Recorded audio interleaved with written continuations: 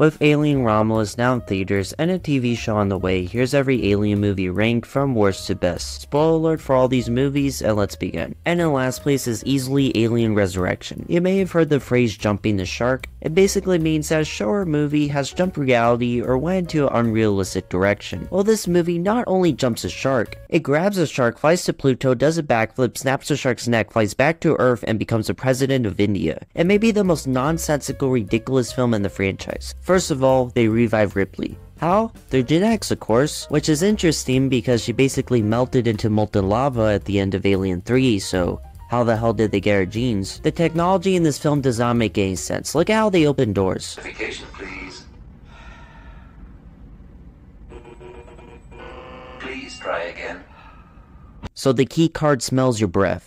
What if you forget to brush your teeth that day? That's something that would come out of Spaceballs, not Alien. That may be nitpicking, but most of this movie feels like a parody. The characters are so over the top, the CGI is pretty bad, and feels like everything we've seen in the other films. They basically make Ripley into a superhuman with alien blood and enhanced strength. She doesn't even act like the same character because she's technically not the same character, so why even bring her back? This movie is also filmed like a direct-to-DVD sequel. Alien 3 may have its problems, that I'll get to later, but David Fincher did a good job building suspense and directing it. This feels like it was directed and written by someone who has never even seen the other films. And I say this knowing this guy went on to make some great stuff.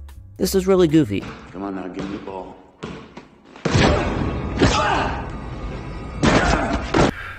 What the hell is even that? I could honestly pick this movie to death. The makeup on this guy looks awful. Why would you hire a guy in a wheelchair? Why do you have a basketball court and an important military spaceship? Another way to open doors in this movie is to spray water on it, which, you know, it's just so much more efficient than just pressing a button. Raymond Cruz is in this movie, and what a waste of a great actor. That being said, the design of the mutated alien was gnarly, and there are still some good practical effects in between the sloppy CGI, but this film was almost unbearable. Next up is Alien vs Predator. This movie sounded awesome. An alien versus a predator. Think of all the cool scenarios you could come up with. I was hoping it'd just be a fun time that gives you what you want from this premise, but it was not that.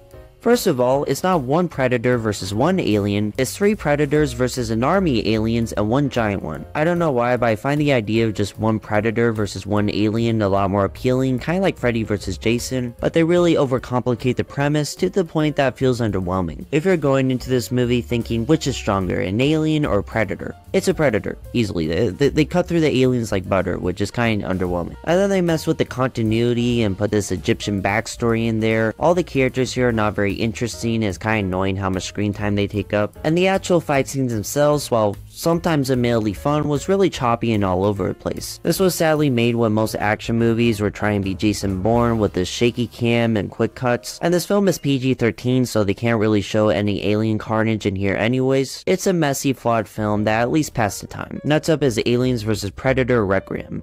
What are we doing here? You had 2 chances to do this right. You had 2 whole movies to do this right. An alien versus a predator. And you somehow, with $100 million, failed both times. In the first film, I couldn't see the fights because of choppy editing. In this film, I couldn't see the fights because it's pitch black. There's no lighting in this. I thought my TV was broken or my glasses needed cleaning, but no, they just put in pitch darkness. Here's the problem. The alien is black. The predator is black, most of the time, but in this movie he's black. So when you have these 2 black creatures fighting in a dark room or at nighttime, I can't see jack, and every fight scene is in complete darkness. It's annoying, especially since plot-wise, I prefer this film over the last one. Watching this film, I noticed that a lot of these movies take place in space or these very confined spaces, and always have people on some sort of mission that goes wrong, so to have an alien film that takes place in rural town America was a breath of fresh air. The characters are not great, but they are a little bit more interesting than the ones in the first, and when you can see what's happening, it's pretty cool. The scene where the predator takes his mask off and they both roar into each other's faces, which I now realize was probably copied by Godzilla vs Kong. That was awesome and shows how this could have been really cool. This movie was a couple light bulbs away from being passable, but Disney Plus really needs to turn up the brightness. Alien 3. Now, I don't think this film is as terrible as everyone says, as it has some good stuff in it. I love the rotting steampunk look of the prison and how claustrophobic and unsafe it looks. Out of the first 4 films, this is the most violent. There's a dog that gets mutated to a bloody alien, a guy being shredded by a fan, a melted robot, and a lot more gnarly imagery. I respect how far this movie goes with the gore, but that said, the main thing everyone hates about this film is that they kill the side characters from Aliens, and yes, it makes a second alien film kinda pointless. But what really bothers me about this film is how slow it is. Sure, the first movie is slow, but it builds up suspense and uses that time to develop the characters, the ship, and the alien. Here, we know everything we need to know about this prison in 10 minutes tops, but meanders for 40 minutes until the alien starts going crazy. Speaking of the alien, for a franchise known for its practical effects, this movie has some bad CGI, especially in the third act. It also kills characters off for no good reason. There's this one character who's kind of a mystery and it's hinted that he may have a dark past, and then he finally explains his backstory, gives this interesting monologue, and becomes the best character in the film, and then he gets killed off immediately. Why? You spend all this time building up this character just for him to be killed? He didn't do anything. You could literally take him out of the movie and barely anything would be lost. Why do you even include him? What's the point? Tuco. Hey, why don't we all just, relax, huh?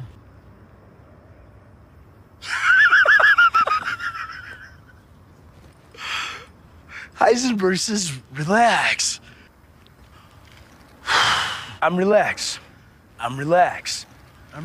I heard they were changing the script as they were filming, and yeah, that sounds right. Overall it's sloppy, but well directed mess with some good kills and a great setting, but I don't think I'll ever rewatch this. Prometheus. This was confusing. Years after the last film, Ridley Scott came back to the franchise and gave us a film that honestly could have been from an entirely different franchise. I do respect how this movie goes all out and gives us something we didn't expect. The CGI is also fantastic. It's shocking how well this holds up. The themes of meeting your creator and the religious undertones give this movie a big scope. You feel like this is one of the most important moments in human history happening in front of your eyes. With that said, even though I respect what Ridley Scott does with this film and how he goes all out, I just didn't find the story that interesting. There wasn't really any momentum in this film, there wasn't conflict that had to be solved until basically the third act, and this doesn't feel like an alien film. If you took out a couple scenes, this could have been a standalone sci-fi movie. I've heard that this film has a lot of deleted scenes that would have made the plot make more sense. I also heard one of the early drafts of the script is actually really good and different from what we got, so I don't know what happened behind the scenes or if we have a great film here but was chopped up in editing. Either way, I would still rewatch this over the other films I talked about so far because it is interesting. Next up is Alien Covenant. I like this a lot more than Prometheus. The characters are more interesting and less dry, the conflict is established much earlier, and it actually connects to the other films. This may be the most gory alien movie yet. There's some good body horror in here, and the creature designs are beautifully off-putting. David is once again the most interesting character, and his role in the story is much more interesting than the last film. I could honestly just simplify it to this film having more action and suspense than Prometheus, but I really just wanted another alien movie, and this film delivered on that while also expanding the world and exploring new stuff. While Prometheus was basically all new stuff and none of the stuff I like about this franchise. Next up is Alien 2. So while editing this video, I just found out that I said Alien 2 instead of Aliens. I am very sorry about that. That will never happen again. Please do not roast me in the comments. And to punish myself, I'm gonna go 2 weeks without pay.